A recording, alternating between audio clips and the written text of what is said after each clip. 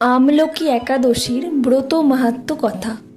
যুধিষ্ঠির বললেন, হে কৃষ্ণ, ফাল্গুন মাসের শুক্লপক্ষের একাদশী যে নামে বিখ্যাত তা বর্ণনা করুন।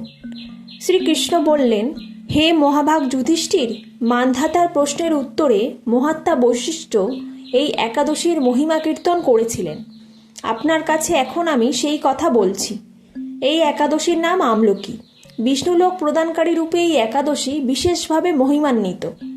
একাদশীর দিন আমলকি বৃক্ষের তলে রাত্রি জাগরণ করলে সহস্র গাভীদানের ফল লাভ হয়।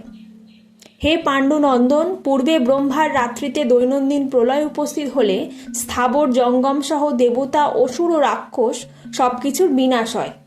তখন ভগবান সেই কারণ সমুদ্রে অবস্থান করেন। তার মুখপদ্ম থেকে চন্দ্রবর্ণের এক বিন্দু জল ভূমিতে পড়ে।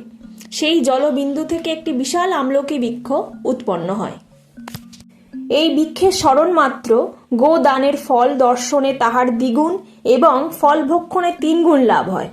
এই বৃক্ষে ব্রহ্মা, বিষ্ণু ও মহেশ্বর সর্বদা অবস্থান করেন। এর প্রতিটি শাখা প্রশাখা ও পাতায় ঋষি, দেবতা ও প্রজাপতিগণ বাস করেন। এই বৃক্ষকে সমস্ত বৃক্ষের আদি বলা হয় এবং তা পরম বৈষ্ণব রূপে বিখ্যাত। অতএব এই শ্রেষ্ঠ ব্রত সকলেরই পালনীয়। এখন এই ব্রতের একটি অদ্ভুত ইতিহাস আপনাদের কাছে বর্ণনা করছি। প্রাচীনকালে বৈদিশ নামে এক প্রসিদ্ধ নগর ছিল। এই নগরে চৈত্ররথ নামে এক রাজা রাজত্ব করতেন। চন্দ্রবংশীয় পাশাবিন্দুক রাজার পুত্ররূপে তিনি জন্মগ্রহণ করেন। তিনি অত্যন্ত শক্তিমান ও ঐশ্বর্যশালী ছিলেন। শাস্ত্র জ্ঞানে তিনি ছিলেন সুনিপুণ। তার রাজ্যে সর্বত্রই মনোরম, আনন্দপূর্ণ এক দিব্য পরিবেশ লক্ষ্য করা যেত। প্রজারা ছিলেন বিষ্ণু ভক্তিপরায়ণ। সকলেই একাদশী ব্রত পালন করতেন। তার রাজ্যে কোনো অভাব অনটন ছিল না। এইভাবে প্রজাদের নিয়ে রাজা চৈত্ররথ সুখে দিন যাপন করতে থাকেন। একসময় ফাল্গুনী শুক্লপক্ষের দ্বাদশী যুক্ত আমলকি একাদশী তিথি সমাগত হওয়ায় রাজ্যের সকলেরই এই ব্রত পালনের সংকল্প করলেন। ওই দিন প্রাতঃস্নানের পর প্রজাদের নিয়ে রাজা ভগবান শ্রীবিষ্ণুর মন্দিরে গেলেন। সেখানে সুবাসিত জলপূর্ণ কলস, ছত্র, বস্ত্র, পাদুকা, পঞ্চরত্ন ইত্যাদি দিয়ে সাজিয়ে স্থাপন করলেন। তারপর ধূপ দীপ দিয়ে যত্ন সহকারে মুনি ঋষিদের দ্বারা শ্রী পরশুরাম মূর্তি সমন্বিত আমলকির পূজা করেন। হে পরশুরাম, হে রেণুকার সুখবর্ধক, হে ধাত্রী, হে পাপ বিনাশনী আমলকি, তোমাকে প্রণাম। আমার অর্ঘ্যজল গ্রহণ করো। এইভাবে দিনে যথারীতি পূজা, স্তবস্তুতি, নিত্যগীত করে রাজা ভক্তি ভরে সেই বিষ্ণু মন্দিরে রাত্রি জাগরণ করতে লাগলেন। এমন সময় দৈবযোগে একটি ব্যাধ সেখানে উপস্থিত হয়। পূজার সামগ্রী সহ বহু ব্যক্তিকে একত্রে রাত্রি জাগরণ করতে দেখে সে কৌতূহলবশত হলো। সে ভাবল, এসব কি ব্যাপার। বিষ্ণু মন্দিরে প্রবেশ করে সে বসে পড়ল। কলসের উপরে স্থাপিত বিষ্ণু মূর্তি দর্শন করল। ভগবান বিষ্ণু ও একাদশীর মাহাত্ম্য সে মনোযোগ দিয়ে শ্রবণ করল। সারাদিন ওই ব্যাধ কিছুই আহার করেনি। এইভাবে ক্ষুধায় কাতর হয়ে সে সেখানে রাত্রি জাগরণ করল। পরদিন প্রজা সহ রাজা নগরের দিকে যাত্রা করলেন। সেই ব্যাধও তার গৃহে ফিরে গেল। এরপর এক সময় ব্যাধের মৃত্যু হলো। একাদশীতে রাত্রি জাগরণ ব্রতের প্রভাবে সেই ব্যাধ পরবর্তী জন্মে এক রাজ্যের অধীশ্বর রূপে নিযুক্ত হলো। জয়ন্তী নামে এক নগরী ছিল। সেখানে বিদুরথ নামে এক রাজা বাস করতেন। ওই ব্যাধ বিদুরথ রাজার মহাবলী পুত্ররূপে জন্মগ্রহণ করলেন। তার নাম হয় বসুরথ। 1,00,000 গ্রামের আধিপত্য তিনি লাভ করলেন। তিনি ছিলেন সূর্যের মতো তেজস্বী ও চন্দ্রের মতো কান্তিমান ও পৃথিবীর মতো ক্ষমাশীল।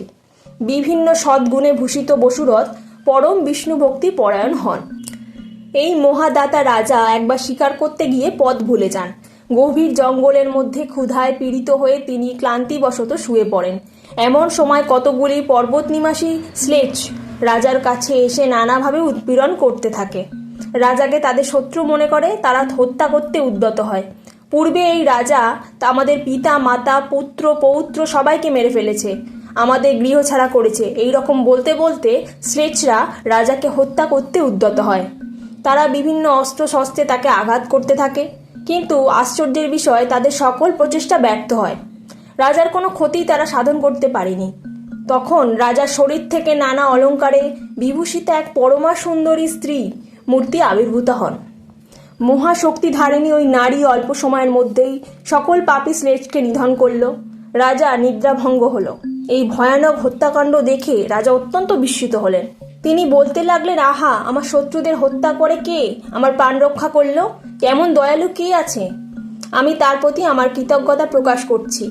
এমন সময় দৈব বাণী হলো, ভগবান কেশব ব্যতীত শরণাগতকে রক্ষা করবার আর কে আছে? তিনি শরণাগত পালক। দৈব বাণী শুনে তিনি ভক্তিযুক্ত চিত্তে গৃহে ফিরে এলেন। তারপর প্রজাসহ মহাসুখে ইন্দ্রের মতো নীরকণ্টক রাজ্য ভোগ করতে লাগলেন। বশিষ্ঠ বললেন, হে রাজন, যে মানুষ এই পরম উত্তম আমলকি একাদশী ব্রত পালন করেন তিনি নিঃসন্দেহে বিষ্ণুলোক প্রাপ্ত হন। That's all. Thank you so much.